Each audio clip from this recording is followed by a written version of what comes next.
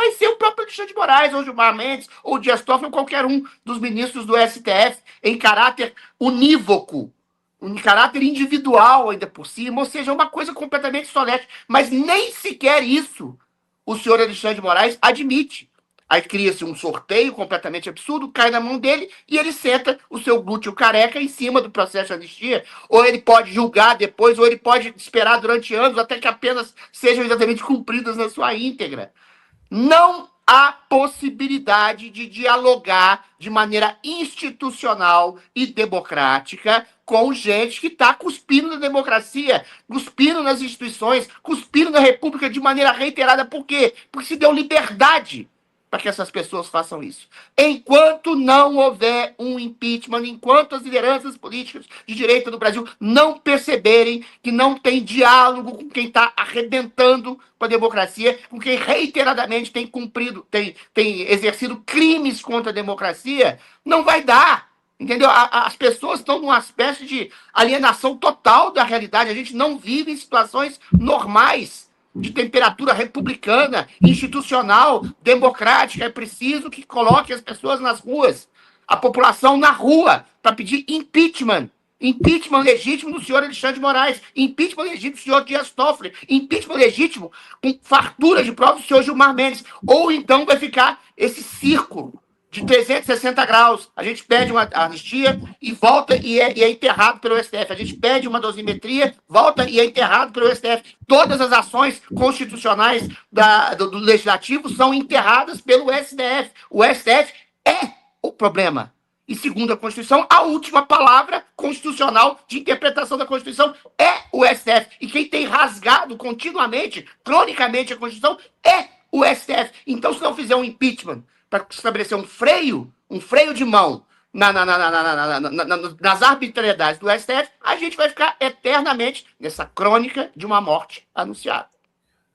Crônica de uma grande morte anunciada, Adriles. E eu quero aproveitar e receber nosso querido amigo, deputado federal. Ontem eu estava com o Daniel Silveira, ele te mandou para o Adriles, mandou para a Paula, a gente falou de todos vocês lá. Manda um beijo. Com o Daniel Silveira, mandou um beijão para todos vocês, ele ama vocês do coração. E ele acompanha tudo que a gente faz, todos os nossos trabalhos. E, Luiz, ele também te mandou um grande abraço, falou que você tem...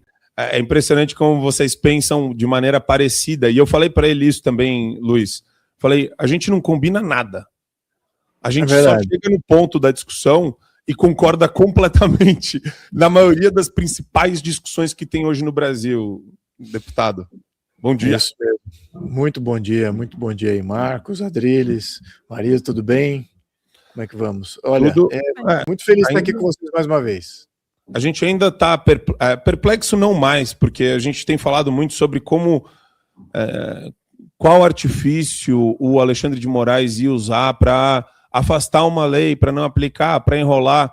E eu posso falar uma coisa, Luiz? O Adriles é prova viva disso. Adriles Jorge. Estávamos jantando, eu, você e o André Marcília. O que a gente falou no jantar agora, nessa semana? A dosimetria, a hora que chegar no STF, eles vão achar um jeito de não aplicar. E daí a discussão foi, vai julgar de cara ou vai suspender? E eu falei para o Marcília, e o Marcília também falou, vai suspender. Vai suspender. Suspender, senta em cima. A execução penal, senta em cima. Senta em cima.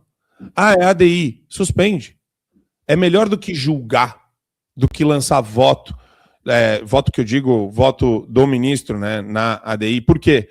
Porque isso pode gerar mais força para uma manifestação de rua, mais força para uma manifestação da oposição.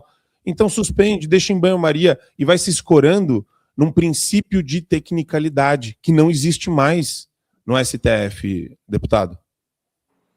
Bom, surpresa nenhuma que o STF ia fazer essas medidas. Surpresa nenhuma. Quem ficou surpreso é o mesmo pessoal que é enganado por essas, eu diria que esses rompantes, até mesmo da direita, dizendo que agora conseguimos, agora vai dar certo. Meus caros, eu sempre levantei essa questão da reforma do judiciário, não é de hoje. Levantei outras questões aqui também, a reforma do tributário também não é de hoje. Por quê? Precisa ler o inimigo. Não adianta ficar lendo o que é de superfície rasa do momento. Tem que ler o que está na raiz. A esquerda brasileira, o plano da esquerda brasileira, sem o judiciário não dá certo. Eles planejaram isso desde 2004. Tomás Bastos, que fez as medidas, que começou a fazer aquelas súmulas vinculantes e começou a vincular praticamente toda, acabou com a jurisprudência, concentrou tudo no judiciário, além do alargamento sucessivo de todas as competências do judiciário, com a aprovação do Centrão em plenário. O legislativo é que ajudou o judiciário a se tornar uma ditadura. O legislativo que é o grande culpado. Então, onde que é a solução? Legislativo. Agora, precisa ter uma grande maioria, uma vasta maioria. Você não pode ter lá uma meia maioria. Agora, você fala assim, poxa, atingimos essa maioria na questão da dosimetria. Pois é, mas agora precisa de uma maioria para uma reforma do judiciário. E também o legislativo precisa entender qual é a força que o judiciário hoje tem. É Polícia Federal e uma parcela do Ministério Público, uma parcela da Polícia Federal, uma parcela do Ministério Público. Enquanto você tem agentes dentro dessas duas instituições obedecendo as medidas ilegais, inconstitucionais, que violam o devido processo legal, você dá poder ao judiciário. Então, nós temos que agir também contra esses agentes da Polícia Federal, do Ministério Público, que obedecem leis ilegais, medidas ilegais monocráticas que vêm do STF. Se você não tira essa articulação, o que acontece? Eles continuam mobilizados, eles continuam com força. Agora, imagina que ninguém vai obedecer uma medida ilegal do STF. O que acontece? Nada, exatamente isso. Não acontece nada que o judiciário queira, porque ninguém está mais obedecendo medidas ilegais. Aí é que você começa a um processo de grande mudança efetiva. Agora, enquanto eles têm gente obedecendo medida ilegal, é isso que temos, é uma ditadura. Né? E você, como é que você tira essa ditadura? Ou por pressão massiva interna, fora das instituições, gente na rua, como acho que apontou aqui o Adrilles, ou você tem uma pressão massiva externa, como a questão do Donald Trump que está levantando. Só que o Donald Trump não vai querer mudar regime, não vai querer fazer reforma do judiciário.